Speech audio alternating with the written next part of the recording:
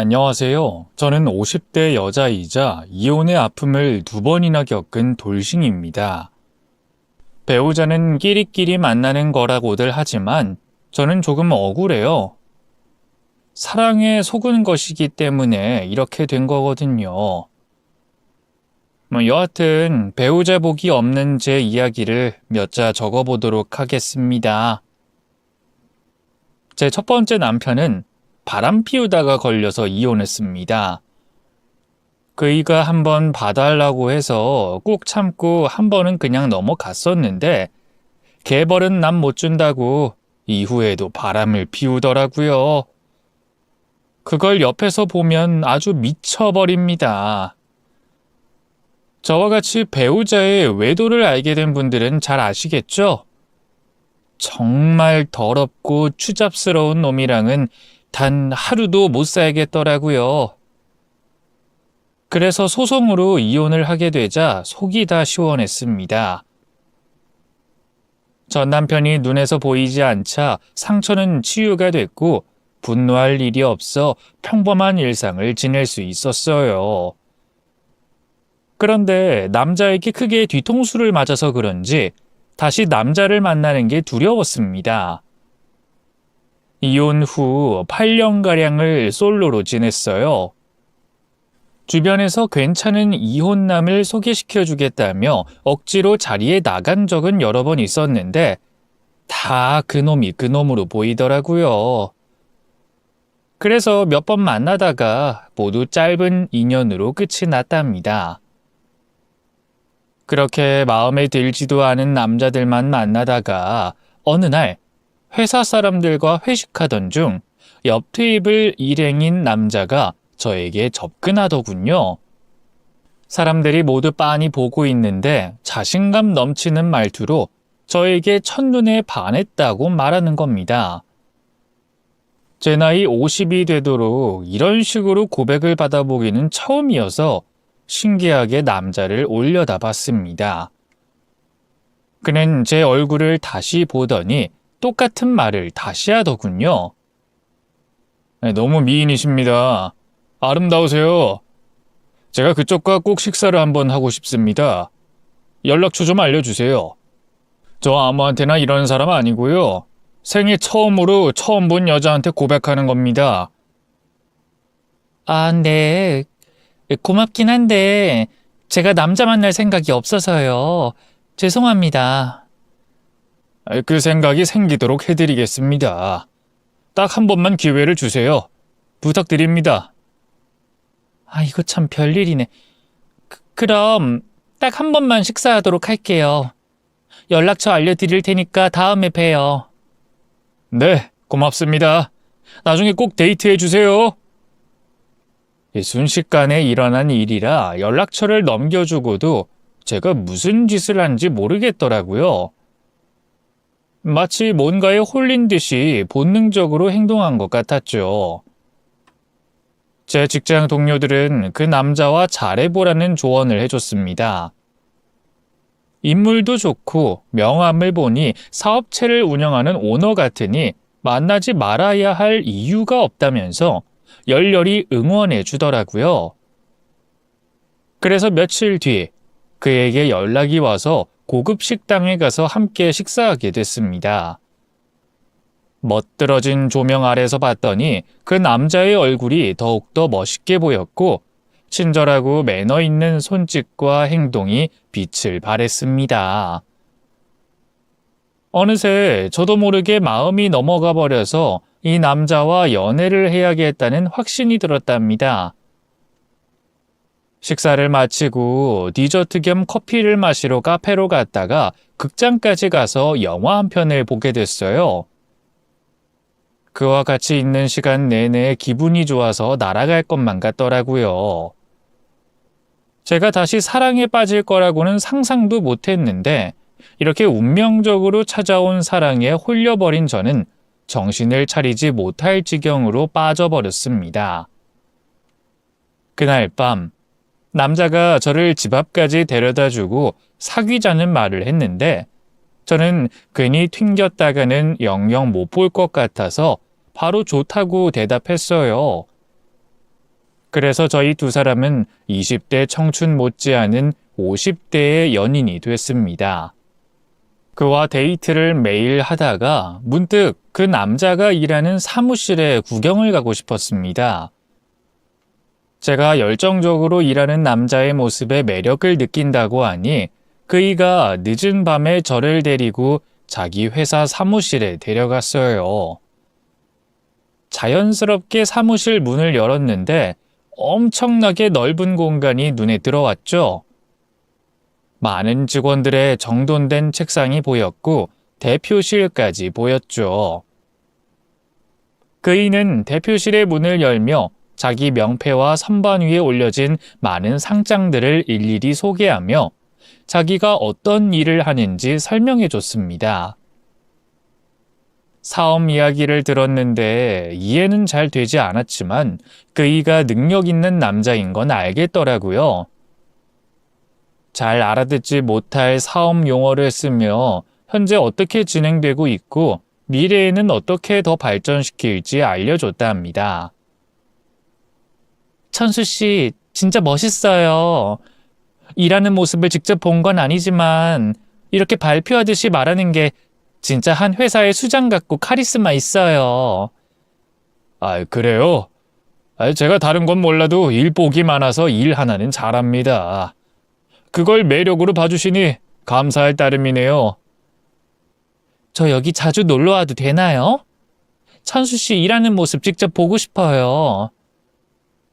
그건 좀 그래요.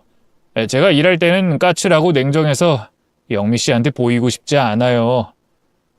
그리고 사무실 직원들이 제가 이혼한 걸 모르고 있어요. 3년이나 됐는데 괜히 색안경 끼고 볼 것 같아서 비밀로 하고 있거든요. 괜히 영미 씨한테 상처 주고 싶지 않으니까 우린 밖에서만 봅시다. 그러셨구나. 그래요, 그럼. 각자 사정이 있는 거니까 제가 이해할게요. 그렇게 천수 씨의 회사에 한번 방문한 이후로는 다신 찾아가지 않았습니다. 괜히 불편하게 만들고 싶지 않았기 때문이죠. 저희 두 사람은 변함없이 뜨겁고 달달한 연애를 6개월 가까이 했어요. 함께 있는 것만으로도 고맙고 좋았죠. 그런데 어느 날 천수 씨가 저에게 청혼을 하더군요. 제가 연애할 때부터 재혼 생각은 없다고 못을 박아뒀는데 그는 자기 마음이 온통 저뿐이라면서 함께 살고 싶다고 말했습니다. 이에 저는 생각해보겠다며 미뤘는데 그이가 매일 저를 볼 때마다 결혼하자고 졸라대는 바람에 어느새 마음이 움직이고 말았습니다.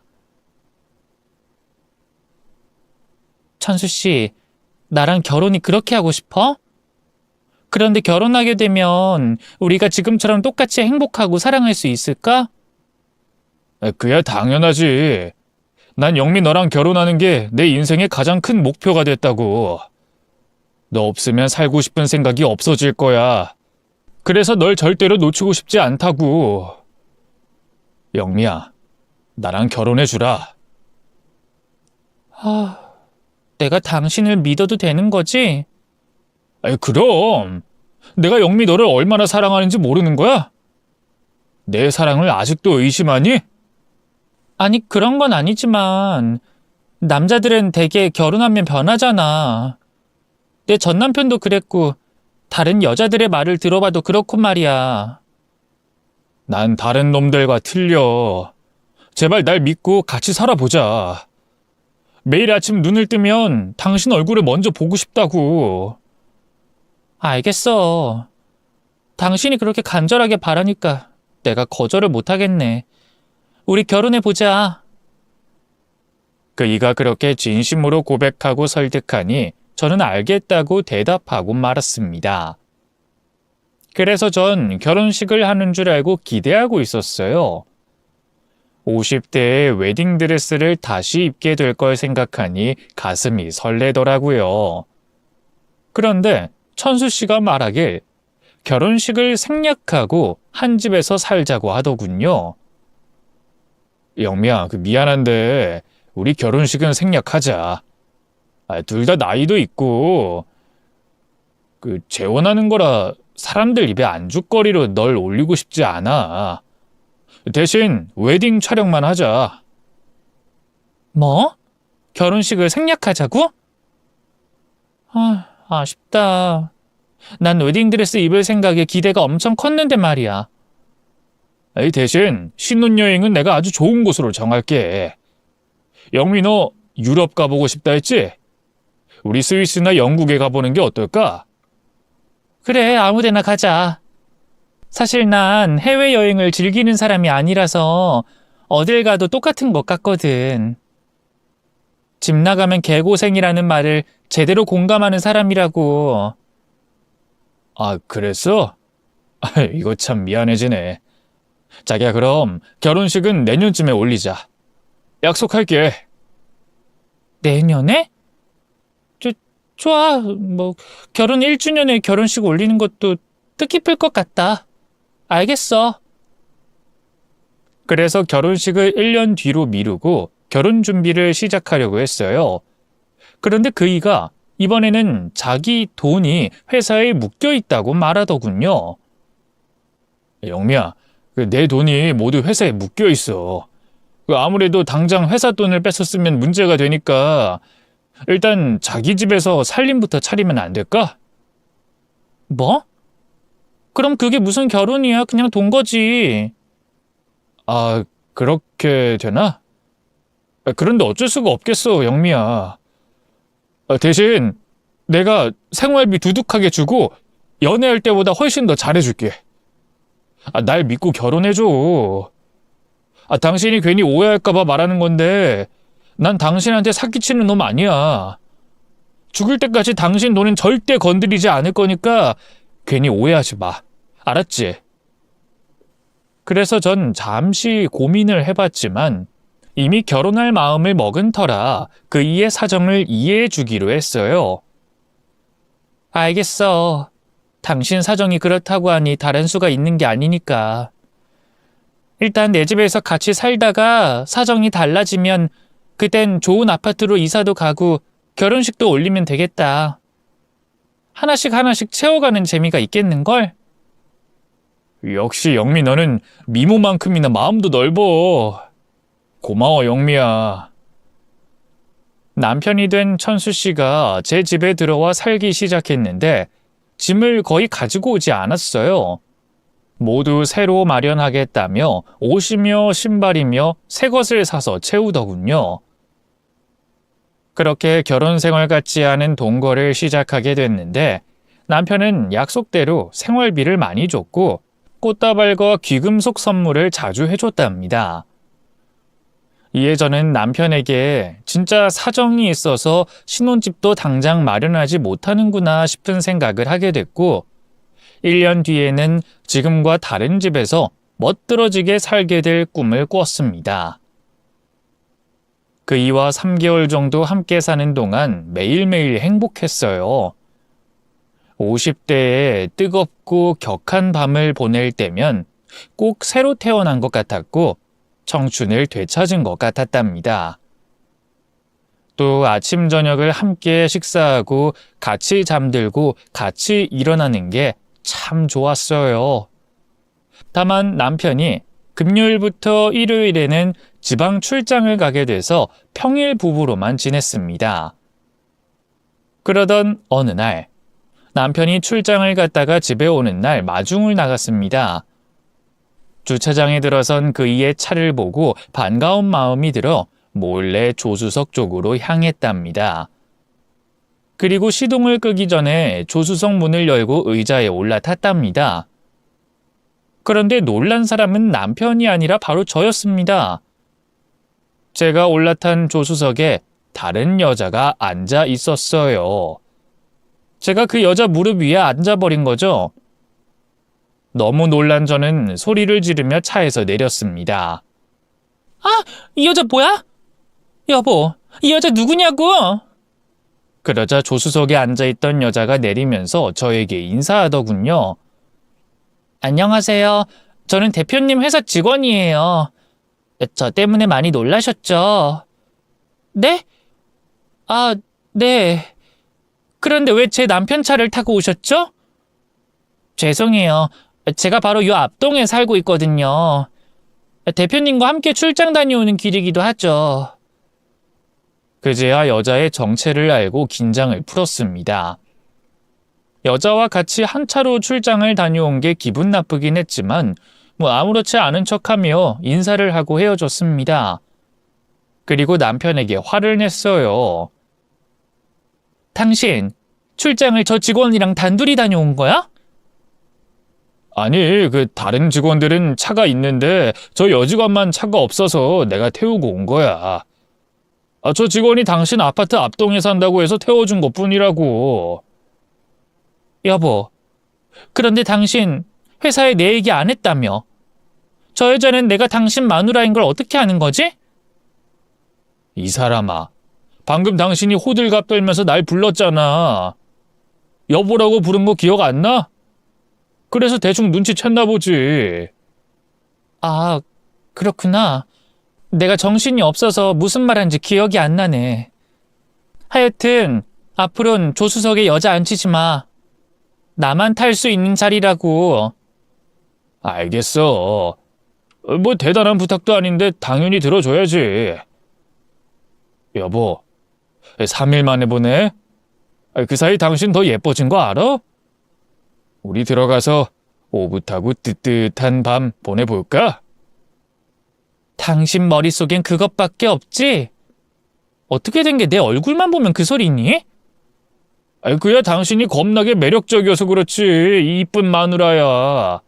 어서 들어가자. 그렇게 오해를 풀고 집으로 들어가 남편과 한바탕 사랑을 크게 치렀습니다. 저나 그이나 바쁘게 직장을 다니고 있었기 때문에 평일엔 데이트를 해도 많은 시간을 보내지 못했어요. 그래서인지 남편은 매일 밤 저를 재우지 않고 오랜 시간을 몸으로 괴롭혔답니다. 그렇게 여러 달 깊이 사랑하게 돼서 저는 혼인신고서를 꺼내들었습니다. 남편이 먼저 혼인신고서를 가져오지 않아서 제가 먼저 서류를 받아왔답니다. 여보, 언제까지 말하지 않고 있으려고 했어? 이걸 내가 먼저 꺼냈어야 해? 당신이 먼저 말해줬어야 하는 거 아닌가? 이게 뭐야? 혼인신고서? 아, 우리 혼인신고하자고? 너무 갑작스러운데? 갑작스럽다니. 이게 돈이 드는 것도 아닌데 뭐가 그리 진지한 거야? 우린 부부니까 당연히 혼인신고 해야 하는 거 아니야? 표정이 왜 그래? 나랑 결혼하자고 쫄라댈 때는 언제고 혼인신고 하자니까 태도가 왜 그 모양이야? 아니, 그게 아니라 난 회사 돈 풀리고 새 집 마련하면 그때 다 해주려고 했지. 새 집 명의도 당신 이름으로 해주고 혼인신고도 하고 결혼식까지 올리기로 말이야. 여보, 우리 1년 뒤에 하나씩 채워가면 안 될까? 지금은 그냥 이렇게 둘이 같이 사는 것으로 만족하고 말이야. 난 싫은데 당신이랑 내가 부부가 됐다는 증표는 남기고 싶다고. 당신 호적에 내 이름 올려서 법적으로 아내가 되고 싶단 말이야. 그러자 남편은 머리를 긁적이더니 이번에도 혼인신고하는 걸 반대했습니다. 이때부터 저는 남편을 의심하기 시작했죠. 당신 이상하다. 꼭 나한테 사기치려고 접근한 남자 같아. 나한테 한몫 땡기고 튀려는 사기꾼 아니야? 뭐? 사기꾼? 내가 지난번에 말했잖아. 당신한테 돈 요구할 일은 죽어도 없다고. 여보, 내가 그런 파렴치한으로 보여? 그리고 내가 언제 당신한테 돈 해달라고 한 적 있니? 없잖아. 난 당신한테 끝까지 베풀면서 살 거야. 지금 생활비가 부족하면 2배로 올려줄 의향도 있다고. 내가 괜한 말 했네. 그래, 당신 사기꾼 아니야. 그러니까 혼인신고하면 좋겠어. 아직은 안 되겠어. 미안해, 여보. 당신 진짜 이상하다. 아직 나를 아내로 받아들이지 않은 것 같은 분위기야. 제가 계속해서 볼멘 소리와 투정을 부렸는데도 남편은 끝까지 혼인신고서에 도장을 찍어주지 않았습니다. 이에 저는 이건 아니다 싶어서 남편에게 화를 크게 냈습니다. 진심으로 실망했고 저를 사랑하는 아내로 받아들이는 게 그렇게 어려운 일이냐면서 말이죠. 그러자 남편은 제 말을 수긍하는 게 아니라 저에게 벽을 하나 세워둔 것처럼 거리를 두더군요. 퇴근하면 바로 달려오던 사람이 회사에 일이 많아서 늦는다면서 새벽에 들어오고 저와의 잠자리도 피하더라고요. 혼인신고하자고 말한 게 이렇게 큰 파장을 일으킨 모양입니다. 그래서 제가 한 발 물러나 혼인신고를 1년 뒤에 하겠다고 말했는데 그래도 기분이 풀리지 않았는지 저를 대하는 게 예전 같지 않았습니다. 여보, 내가 괜히 혼인신고하자고 닥달한 것 같아. 내년까지 참을 테니까 화 풀어. 매일 집에 늦게 들어오는 것도 그만하고. 내가 당신과 결혼한 게 잘한 일인지 모르겠어. 우리 각자 생각할 시간을 가지자. 뭐? 그게 무슨 소리야? 그깟 혼인신고 좀 하자고 보챈 것 때문에 각자의 시간을 갖자고? 내가 그렇게 잘못한 일이야? 아니, 당신이 나한테 심하게 닥달하는 모습 보니까 평생 그걸 참아주면서 살 수 있을지 모르겠어. 아무래도 내가 당신과 결혼을 너무 서두른 것 같아. 남편이 하는 말은 정말로 기가 막혔습니다. 연애만 하겠다는 저에게 결혼하자고 사정해서 지금 제 집에서 살림 차리고 살고 있는데 이게 뭐 하자는 건지 모르겠더라고요. 그래서 저도 화가 심하게 나서 그이에게 언성을 높였습니다. 지금 나랑 장난해? 고작 사소한 다툼 때문에 시간을 갖자니. 어이가 없다. 그래, 당신 하고 싶은 대로 해. 나도 아쉬울 거 없다고. 그래, 그럼 나중에 연락하자. 난 오늘부터 혼자 시간 가지도록 할 테니까 내가 연락하기 전까진 연락하지 마. 그렇게 통보하고는 나가버리더군요. 처음엔 하늘에 별이라도 따다 줄 것 같더니 결혼 후 혼인신고하자고 보챈 거 하나 때문에 승질을 부리고 나가버렸네요. 이런 밴댕이 소갈딱지인 줄 알았으면 결혼이고 뭐고 시작도 안 했을 겁니다. 그이는 통보한 대로 며칠 동안 집에 들어오지 않았네요. 그렇게 저는 남편을 원망하고 있었는데 이대로 끝내는 건 아닌 것 같았습니다. 저에게 왜 화가 크게 난진 모르겠지만 그이와 대화로 풀어보고 그게 아니면 서로의 눈을 보고 확실하게 헤어지는 게 낫겠다 싶었어요. 비겁하게 전화로 이별 통보하거나 받는 일은 정말 싫었습니다. 그래서 연락이 닿지 않는 남편을 만나려고 그이의 회사로 찾아가기로 했습니다.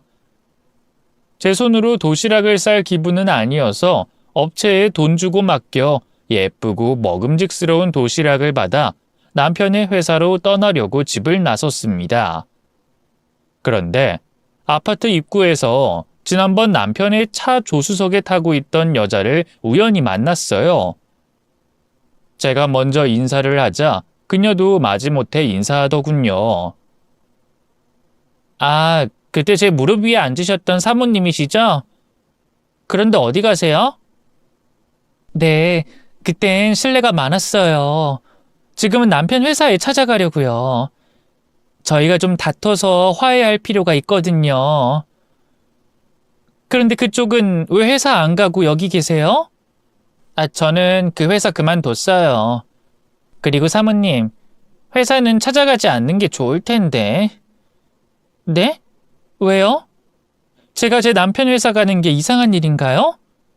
말씀을 이상하게 하시네? 제 말대로 하시는 게 속이 편하실 텐데. 뭐 가시겠다면 말리진 않을게요. 그럼 조심히 가세요. 그 여자의 이상한 말과 태도에 기분이 나빴습니다. 속으로 저런 면이 다 있나 싶은 생각이 들었죠. 어쨌든 그 여직원을 무시해버리고 남편의 회사로 향했습니다. 그이와 연애할 때 한번 찾아간 적이 있으니 거기에 있을 거라 확신하고 택시를 타고 떠났답니다. 이윽고 남편 회사에 도착한 저는 초인종을 눌러 남편의 아내라고 밝혔습니다. 그러자 직원은 의심 하나 없이 문을 열어주더군요. 넓은 사무실에 있는 직원들은 모두 일하느라 정신이 없어서 저에게 시선을 주지 않았어요. 그래서 남편 개인 사무실까지 걸어가서 노크했답니다. 그러자 들어오라는 목소리가 들려서 또 문을 열고 들어갔어요. 남편 이름이 새겨진 명패 뒤로 그이가 의자에 등만 보이게 하고 앉아있더군요. 여보, 아직도 화났어? 당신이 왜 그렇게 화나는진 모르겠지만 일단 대화나 나눠보자. 밥 사왔으니까 이것 좀 들어. 그러자 남편이 의자를 돌리며 모습을 드러냈습니다. 그런데 남편 자리에 앉아있는 사람은 그이가 아니라 처음 보는 중년이었어요. 어머, 아저씨 누구세요? 직원이에요? 제가 여기 대표인데요. 명패 안 보이세요? 박천수. 이게 제 이름입니다. 제 남편 이름이 박천수예요. 이 회사 대표라고요. 아저씨 지금 나한테 장난치는 거죠? 아저씨 누구세요? 제 남편한테 일러서 가만두지 않을 겁니다. 당장 그 의자에서 일어나세요. 그랬더니 중년의 남자는 한숨을 크게 쉬며 지갑에 있던 자기 신분증을 꺼내 보여줬습니다. 자, 이거 보세요.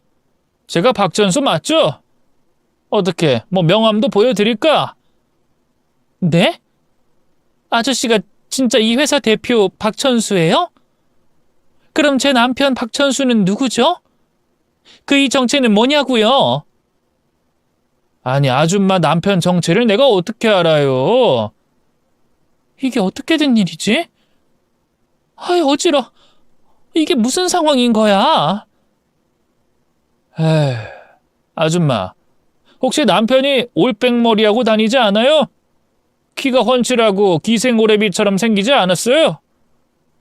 중년 남자가 비꼬듯이 말하긴 했지만 남편의 특징과 비슷해서 사진을 보여줬습니다.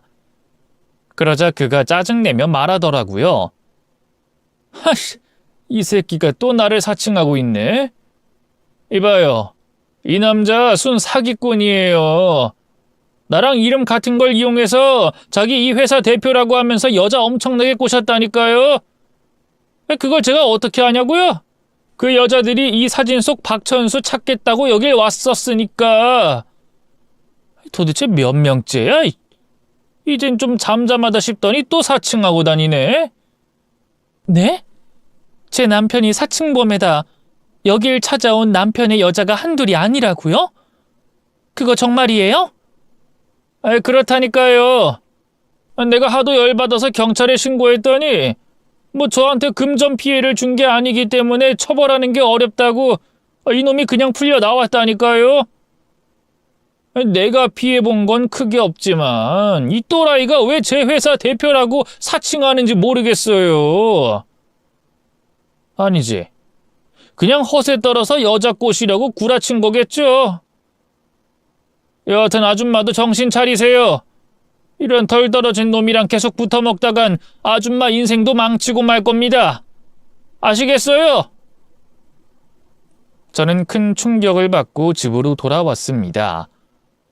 이름을 속인 것도 아니고 매달 생활비도 많이 주던 그이가 직업을 왜 속였는지가 궁금했어요.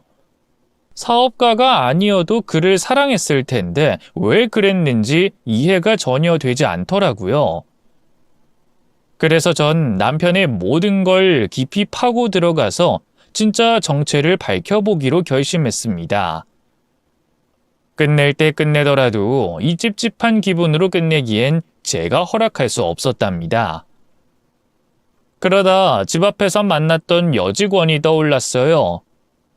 저에게 의미심장한 말을 하며 남편 회사에 가지 않는 게 좋다고 말한 여자 말이죠. 그래서 무작정 아파트 단지 안에서 그 여자를 찾으려고 돌아다녔습니다. 앞동에 사는 건 알지만 몇 호에 사는지 몰라서 하염없이 기다려야 했죠. 그런데 그 여자와 인연이라도 된 건지 기다린 지 5분 만에 분리수거하려고 나오더군요. 이봐요. 아까 그 말 무슨 뜻이었어요? 그리고 제 남편 회사 직원이라고 한 것도 거짓말이죠? 아, 회사 다녀오셨구나. 거 봐요. 제가 가지 말랬잖아요. 그이는 비밀이 많은 남자라고요. 비밀이 아니라 거짓말이죠. 그쪽은 제 남편과 무슨 사이인가요? 솔직하게 대답해줘요. 저요? 댁이 만나기 전에 사귀던 여자친구였어요. 그때 차를 타고 온 날은 우연히 길에서 만나 태워준 거고요. 다 끝난 사이니까 괜히 의심하진 말아주세요. 제가 그때는 남의 부부 사이에 끼어들고 싶지 않아서 선의의 거짓말을 한 거라고요. 이 여자가 무슨 말을 하는지 도통 이해가 되지 않았습니다. 전 애인이라는 건 이해하겠는데 제 남편이 저에게 거짓말하는 걸 어떻게 알았으며 왜 회사 여직원이라고 거짓말을 했는지 궁금했답니다. 그래서 물었어요. 그럼 그쪽도 제 남편 사귈 때 거짓말 당했나요? 그이의 진짜 모습이 뭔지 모르겠어요. 저도 아는 건 없어요. 그냥 직업을 속인 것 외에는 모두 사실이니까. 직접 뭐 하는 사람인지 물어보세요. 여자는 여전히 알아듣지 못할 소리를 짓거리다가 집으로 돌아갔답니다. 그래서 연락 끊긴 남편에게 한 통의 문자를 보냈어요. 생각이 정리됐으면 얼굴 보고 이야기하고 끝내든 다시 잘 지내든지 하자고 말했죠. 그러자 바로 집으로 오겠다며 답장을 보내더라고요. 몇 시간 뒤 남편이 현관문 비밀번호를 누르고 들어왔습니다. 그이는 저에게 인사 한마디도 하지 않고 소파에 앉더라고요. 나 없이 며칠 지내보니까 어때? 꽤 많이 보고 싶었니? 응? 아, 그럼 당신 없이 지내는 게 많이 외로웠어. 그럼 다시는 혼인신고하자고 닥달하지 않을 거야? 그럼 나도 화 풀고 다시 들어와 지낼게. 남편은 자기가 갑이라도 된 것 마냥 낄낄거리며 저를 위아래로 훑어보더군요. 그래 줄래? 고마워 여보. 난 당신이 헤어지자고 할까봐 겁먹고 있었어. 이렇게 다시 돌아와주니 기쁘다. 그럼 우리 오랜만에 뜨거운 시간 좀 보낼까? 침대로 가자. 아니야. 오늘은 내가 몸이 좀 아파. 음식을 잘못 먹었었는지 가스가 계속 나오네? 괜히 자기 앞에서 방귀 뀌는 실수하고 싶지 않아. 그렇구나. 하긴 난 자기랑 방귀 트고 싶지 않아. 그럼 오늘은 그냥 자자. 난 소파에서 잠깐 눈 붙이고 회사 나가볼게. 요즘 일이 부쩍 늘어나서 눈 뜰 새 없이 바쁘거든. 남편은 제가 회사에 다녀온 사실을 모르고 있어 뻔뻔하게 회사 이야기를 하더니 소파에 들어 눕더라고요. 저는 안방에 들어가 자는 척하며 그이가 움직일 때까지 기다렸습니다. 그러자 두어 시간이 지났을 무렵 옷을 챙겨 입는 소리가 들리더라고요. 저는 절대 놓치면 안 된다는 마음으로 그이가 나가자마자 바로 뒤따라 나갔습니다. 모자를 눌러 쓰고 마스크까지 쓰고 007 작전처럼 미행을 했어요. 한참 동안 차를 타고 달린 남편이 도착한 곳은 한 아파트 단지 안이었습니다. 그이가 주차하는 걸 보고 저도 근처에 주차를 하고 뒤따라갔어요. 그리고서 남편이 아파트 1층의 현관문을 열고 들어갔죠. 이건 누가 봐도 살림집이었는데 왜 그이가 거길 들어갔나 싶더라고요. 저는 그이의 모든 걸 밝히고 끝장낼 각오를 하고 있었기 때문에 바로 초인종을 울렸습니다. 그러자 바로 남편이 현관문을 열어주더군요. 제 얼굴을 본 남편은 눈을 크게 뜨며 놀랐답니다.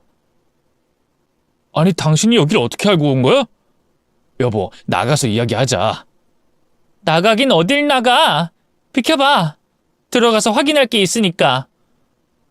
저는 남편을 밀치고 집 안으로 들어갔습니다. 거실에 있던 남편의 상간녀가 눈에 들어왔어요.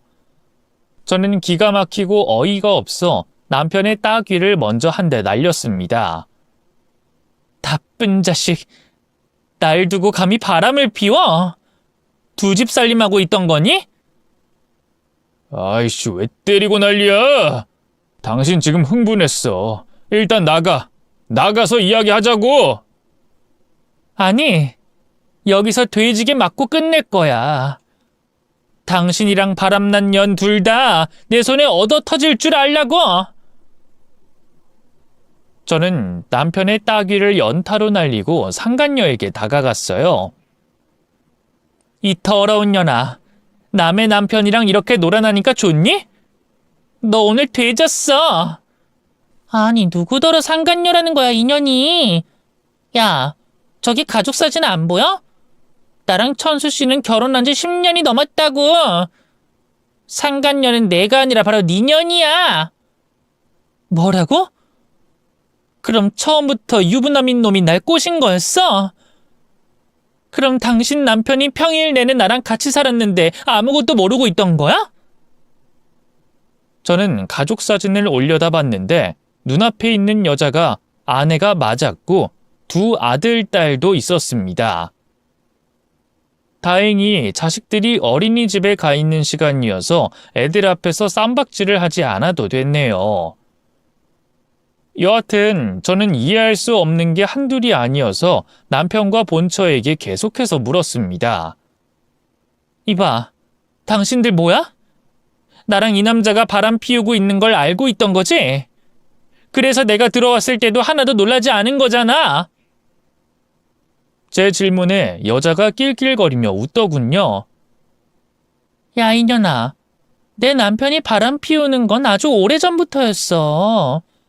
이 남자가 워낙 잘나서 여자들이 알아서 들러붙는다고. 넌 아마 100번째 바람년 정도가 될걸? 뭐야? 당신은 남편이 바람 피우는 게 아무렇지가 않은 거야? 그걸 자랑이라고 웃으면서 말해? 뭐 어때? 우리 부부는 서로 즐기면서 살고 있어. 나도 자유롭게 남자 만나고 이 남자도 너 같은 멍충이들만 골라서 만나고 있지. 그런데 내 남편 시력이 많이 떨어졌나 보다. 아니면 여자 보는 눈이 좀 바뀌었나 봐. 어떻게 이런 주름이 짜글짜글한 년하고 살림을 차렸지? 여보, 말해봐. 인연에 어디에 반한 거야? 당신도 참 별걸 다 묻네. 그냥 밤일 잘해서 살림까지 차린 거야. 뭐 특별한 이유가 뭐가 있겠어? 한 1년 데리고 살고 버리려고 그랬는데 일이 틀어지고 말았네. 두 년놈은 맞바람을 피우는 또라이 부부였습니다. 아무렇지 않게, 아니 아주 자랑스럽게 많은 이성들과 어울리고 있다는 말을 실컷 떠들어댔습니다. 저는 이런 개막장 부부는 처음 봐서 턱이 빠지도록 입을 벌리고 한참 동안 놀란 표정으로 가만히 서 있었습니다. 그러자 남편이 저에게 말했어요. 야, 다 알았으면 그냥 나가라. 조금 더 가지고 놀다가 버리려고 했는데 걸려버렸으니 별 수 없잖아. 나이 먹은 년이 잘 익었다고 해서 만나봤는데 그렇게까진 좋진 않더라. 뭐야, 이 새끼야? 잘 익었다고? 이런 개 미친 자식. 너 내가 가만 안 둘 거야. 사기죄로 콩밥 먹게 해주겠다고? 사기라니. 내가 너한테 금품을 받은 적이 있니? 이년아, 내 직업 변호사야. 난 법의 테두리에서 아주 조심히 여자랑 놀아난다고. 그리고 이어서 남편의 본처가 덧붙여 말하더군요. 이년아, 네가 고소하면 내가 가만히 있을 것 같니? 상간녀로 손해배상 때려버려서 니년한테 돈 뜯을 수 있다고. 그러니까 뭐가 옳은지 어떻게 끝내야 할지 잘 생각해봐. 조용히 뒤로 돌아서 현관문으로 나가면 아무 일도 없을 거야. 이것들 진짜 삭막하고 무서운 년놈들이네? 지 남편이 바람을 피웠는데 하하호호 웃으면서 날 상간녀로 고소하겠다고? 니들이 자신만만해하고 있는 것 같은데 난 분노를 조금도 표출하지 않았어. 날 가지고 논 벌 지금부터 받게 될 거야. 이 씹어먹어도 시원찮을 또라이들아! 저는 집안에 몽둥이로 쓸만한 게 있는지 살펴봤어요. 거실 모퉁이에 야구방망이와 글러브가 있더군요. 그이가 취미가 야구라고 했던 기억이 나면서 어떻게 두 년놈을 조져버릴지 결심이 섰습니다.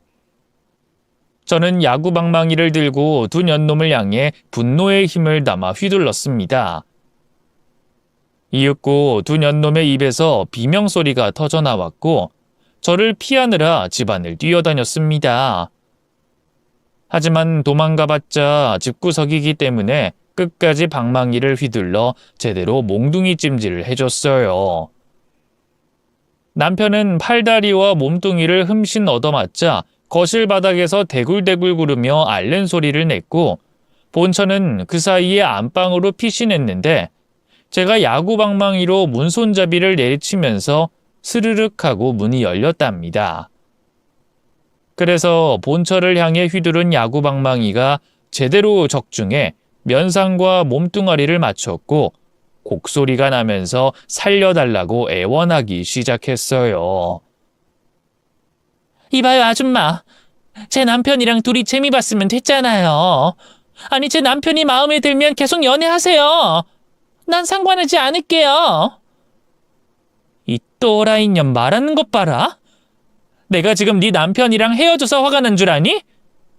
네 남편 놈에게 속아 넘어가 살림 차리고 내 마음 다 줘서 억울해서 이러는 거라고. 너나 저 자식이나 똑같은 종자니까 똑같이 돼지게 맞아봐. 난 오늘 니들을 지옥으로 보내버릴 거야. 그래서 전 계속해서 야구방망이를 휘두르며 본처를 반송장으로 만들었고 거실 바닥에 구르고 있는 남편을 속 시원하도록 매질했답니다. 제 몸의 힘이 다 빠져나갈 때까지 끝장을 봤죠. 두 년놈은 아프다는 비명만 지를 뿐 자기들이 무슨 잘못을 저질렀는진 하나도 느끼지 못했답니다. 남편은 바닥에 누워 저를 올려다보며 볼멘 소리를 하더군요. 당신 도대체 이렇게까지 하는 이유가 뭐야? 내가 뭘 뺏은 것도 아니고 그냥 연애하다가 같이 산 거 아니야. 남녀가 서로 좋아서 같이 살았으면 됐지. 왜 이렇게 광분하고 그러냐고. 뭐 내가 유부남인 거? 유부남은 여자 만나면 안 되는 법이라도 있냐? 내가 변호사로서 말하겠는데 난 법에 어긋나는 행동 한 적 없어. 갈취 같은 거 하나도 하지 않았다고. 사랑하고 즐긴 게 전부인데 왜 사람을 패고 지랄이냐고. 당신은 매를 맞아도 정신을 못 차리는구나. 그리고 그렇게 당당하면 처음부터 유부남이라고 밝히지 그랬니? 그리고 왜 다른 사람을 사칭까지 했어? 네가 하는 짓이 미친 짓인 거야 아니까 속인 거 아니야. 야, 내가 유부남이라고 하면 여자들이 쉽게 오냐? 그리고 다른 사람이라고 뻥친 건 미안하지만 그렇다고 내 신분을 까발리면 나중에 존나 피곤해진다고. 예전에 사귀던 년이 헤어지고 계속 변호사 사무실로 찾아와서 골머리가 썩는 줄 알았다고. 이제 내 해명 마음에 드냐? 영미야, 너 신고 안 할 테니까 복수 끝났으면 제발 그냥 나가라. 거기서 저는 하나의 질문이 떠올랐습니다. 제 집 앞동에 사는 여자는 도대체 뭐하는 년이냐고 물었습니다. 야, 그녀는 누구야? 당신 차 조수석에 탔던 년. 네가 거짓말하는데 일조한 년은 뭐하는 년이냐고. 아, 수진이? 걔는 내 모든 걸 알면서도 나를 사랑해주는 여자야. 걔랑 나랑은 아직도 사귀는 중이야. 뭐? 너의 모든 걸 알면서도 사귄다고? 그리고 내가 당신 부인인 걸 알면서도 가만히 있던 거야? 당신은 이해 못하겠지. 그런데 말이야, 사랑은 원래 이것저것 따지는 게 아니야. 상대의 모든 걸 받아줘야 한다고, 수진이처럼 말이야. 수진이는 여기 우리 집에 자주 놀러와서 내 마누라랑 밥도 먹고 술도 먹고 그래. 저는 남편과 본처만 걔 사이코인 줄 알았는데 사이코 하나가 더 추가됐네요. 저는 기막힌 어이없는 웃음을 짓고 남편 놈 얼굴에 침을 뱉어버렸습니다. 하도 더러운 쓰레기여서 제가 뱉은 침이 깨끗하게 보였네요. 아이씨, 어디서 침을 뱉어? 이만하면 충분하지 않아? 그만 좀 나가라. 그래, 이 개자식아. 여기서 내가 뭘 더 할 수 있겠니? 오늘은 여기까지 하고 나갈게. 그런데 아직 끝이라는 생각은 하지 마. 조만간 재밌는 일이 생길 수도 있으니까. 저는 그렇게 경고하고 남편과 본처의 집에서 나왔습니다. 그리고 제 손에는 남편의 핸드폰이 들려 있었어요.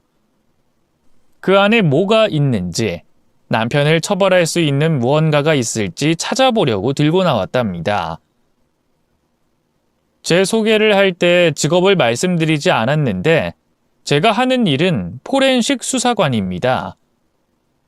CCTV나 블랙박스, 핸드폰과 같은 기계들의 지워진 파일을 복구하고 영상의 화질을 개선하는 등의 일을 하는 사람이에요. 그렇게 들고 나온 핸드폰을 회사 사무실로 가져갔습니다. 장비를 켜고 그이의 핸드폰을 연결했답니다. 핸드폰에 동영상이나 사진, 문자와 카톡 메시지까지 싹 다 지워져서 아무것도 없더라고요. 바람을 밥 먹듯이 피우는 놈이니 매일 흔적을 지우는 게 분명했죠. 하지만 제가 하는 일이 파일을 복구해서 증거를 찾는 일이었으니 그이가 그동안 지웠던 파일과 대화 메시지들을 몇 시간 동안 작업해서 복구시켰습니다. 많은 파일 중 동영상을 하나 켜봤는데 여자와 그 짓을 하는 동영상이었습니다. 핸드폰을 몰래 숨겨두고 촬영한 것이었죠. 영상 속 여자는 아무것도 모르고 남편과 그 짓을 하고 있었답니다. 저처럼 유부남인 줄 모르고 사귀었던 여자 중 하나였겠죠. 이어서 다른 영상을 돌려보고 있었는데 모든 영상이 다 그런 것들이었습니다. 그러다 곧 동영상 속에 있는 저를 발견했습니다. 제 집에서 그이와 사랑을 나누는 영상이었어요. 저는 충격을 받아 온몸이 사시나무처럼 떨렸답니다. 다른 여자들의 영상을 봤을 땐 조금 놀랐지만 제가 제 얼굴을 보니 수치심이 어마어마하게 들었어요. 이 모든 건 남편이 몰래 촬영한 것들이었습니다. 그런 더러운 동영상과 사진이 얼마나 많던지 USB로는 담아지질 않아서 압축해서 옮겨 담았습니다. 이제 남편과 본처의 미친 짓들은 모두 끝날이라 생각하고 경찰서로 찾아갔답니다. 제가 포렌식 수사관을 하며 친하게 지내고 있던 형사님을 찾아가 제 피해 사실을 전하고 동영상이 든 파일을 넘겨줬습니다. 형사님은 파일을 열어보더니 경악하며 바로 꺼버리더군요. 이 영상을 찍은 놈이 누구냐면서 바로 체포영장과 압수수색을 발부받아서 집안에 동영상을 따로 보관하는지 확인하겠다고 했습니다. 그래서 제가 아주 친절하게 그놈이 사는 집까지 안내해주겠다고 대답했어요. 이윽고 압수수색 영장이 발부되자 저와 형사님들이 같이 승합차에 올라 남편이 사는 집으로 향했습니다. 아주 빨리 달려서 1시간도 걸리지 않았죠. 형사들이 들이닥친 걸 알면 증거를 없애려고 시도하거나 도주 시도를 할 수가 있어 저에게 앞장서서 문을 열어달라고 지시하더군요. 저는 초인종을 누르고 본처에게 두고 온 물건이 있다고 말했습니다. 저 이 집에 두고 온 게 있어요. 잠깐 문 좀 열어주세요. 또 너냐? 꺼져. 또 들어와서 우릴 개패듯이 패려고? 야, 우리가 신고 안 해준 걸 다행으로 알아.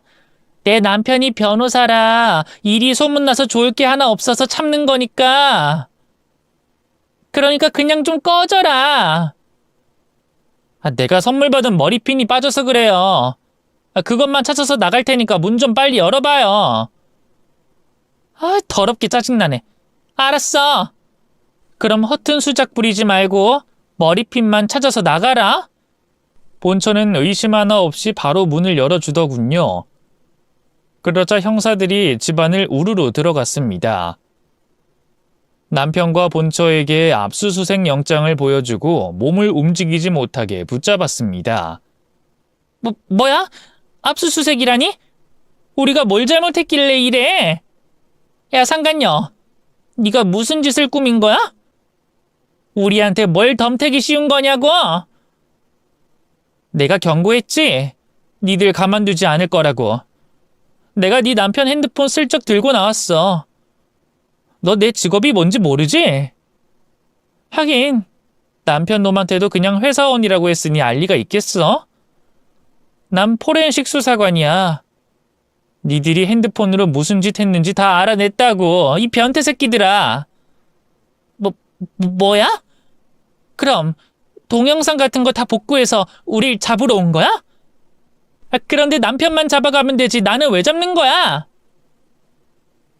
내가 말하지 않았구나. 네가 다른 남자들이랑 그 짓 하는 걸 몰래 찍어서 네 남편에게 보내준 것까지 다 찾아냈어. 너희 둘은 참 대단하다. 다른 이성이랑 그 짓 한 걸 영상으로 찍은 것도 모자라 그걸 부부가 같이 보는 거야? 너 내 영상도 봤지? 이 더러운 변태년아. 젠장, 이렇게 걸릴 진 몰랐네. 여보, 당신은 왜 하필 포렌식 수사관을 사귀어서 이 사단을 만들어? 본처는 광분하며 남편을 탓했고 그이는 자기도 몰랐다며 이렇게 수갑을 차고 끌려가는 날이 올 거라곤 상상도 못했다고 대답했답니다.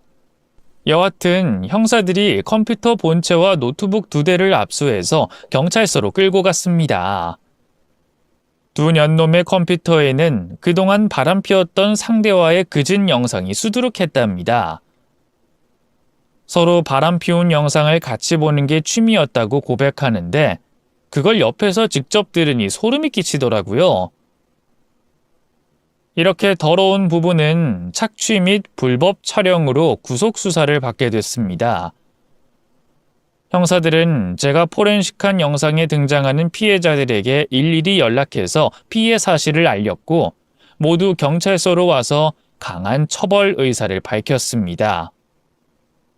그래서 두 년놈은 감옥에 가는 건 물론이고 남편은 변호사를 파면당했습니다. 오랜 감옥 생활을 하고 출소하게 돼도 변호사 일은 절대로 할 수 없게 된 거죠.